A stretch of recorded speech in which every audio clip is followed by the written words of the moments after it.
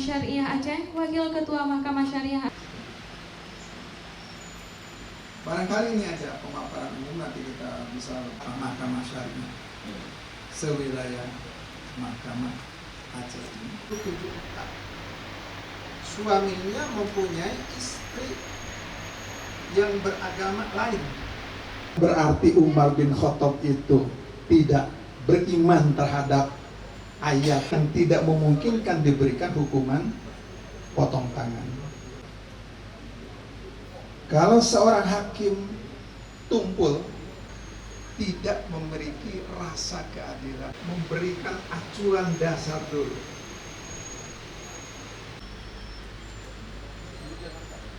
Tapi rasa keadilan inilah yang perlu tidak perlu seorang hakim, seorang sarjana, kalau begitu yang penting dia bisa baca bahwa taswiyah ini adalah taswiyah fungsional. Jadi ketika kita menegakkan keadilan, maka kekeluargaan, kerangka dasar di dalam hukum Islam itu sebetulnya tidak banyak. Bikin kerangka di dalam, maka sebetulnya azas taswiyah antara laki-laki itu harus diterapkan. Jadi harta bersama harus setengah.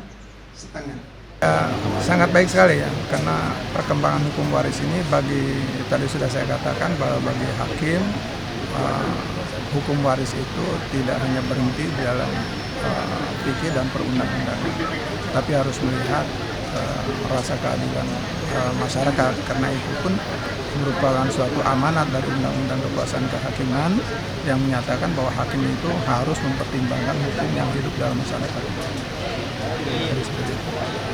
Salah satu yang rumit mungkin Pak, contoh untuk di ahli waris itu yang paling rumit itu dalam perkara. Yang rumit itu bahwa hakim dia masih berfungsi sebagai fatwa, sebagai mufti, sehingga dia tidak bergeser dari fikih.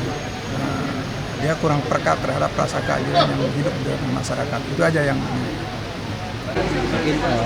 yang dipertajam mungkin Pak Hakim kenapa kita mengambil hukum itu.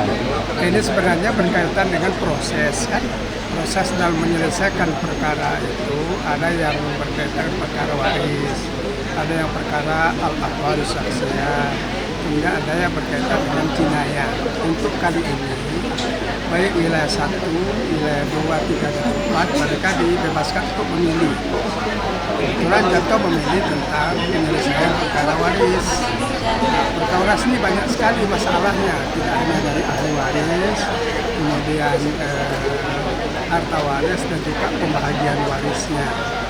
Dari segi ahli waris itu kadang-kadang kita itu sering tertipu, itu para pemohon itu tidak memasukkan seluruh ahli waris. Ya, sehingga di situ terjadi ketimpangan dan bisa jadi perkara itu di NU. NU artinya tidak dapat diterima walaupun bisa diajukan lagi. Jadi sehingga hal-hal yang tersebut itu kalau orang awam, orang luar mengatakan itu kita tidak adil, padahal kita tidak cukup data, tidak cukup meneliti hal-hal yang berkaitan dengan ahli waris.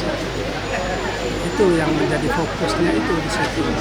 Kita tahu bahwa Aceh dilanda tsunami, jadi ada beberapa level waris yang menjadi hilang karena gempa dan tsunami tersebut, sehingga ada perdebatan-perdebatan selanjutnya yang sampai hari ini belum selesai.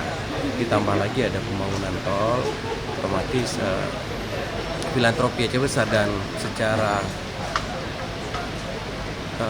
secara real di masyarakat terdapat sengketa-sengketa di mana generasi yang mewarisi sudah hilang, baik hilang tsunami maupun hilang konflik. Jadi perlu ada penggalian pembuktian oleh hakim untuk penentuan hak waris sesuai dengan fikih mewaris sebagaimana dalam Al-Quran. Nah, ditunjuknya Janto ini adalah oleh Mahkamah Syariah Aceh, dan ini adalah program Badilab yang merupakan program daripada Mahkamah Agung. Janto hanya sebagai pelaksana. Ini adalah program dari Mahkamah Syariah Aceh yang terwakili dari 6 sektor, yaitu Mahkamah Syariah kelas 1 A Banda Aceh, Mahkamah Syariah kelas 1 B Sigli, Mahkamah Syariah kelas 2 Calang, Mahkamah Syariah kelas 2 Sabang, Mahkamah Syariah kelas 2 Merdu, dan Mahkamah Syariah kelas 2 Sabang, Mahkamah Syariah kelas 2 Janto. Dan hadir undangan untuk Syariah Aceh dan Wakil Ketua Mahkamah Syariah Aceh terlebih dahulu. Mohon Bapak Ketua Mahkamah Syariah Janto mohon untuk berkenan bergabung di depan.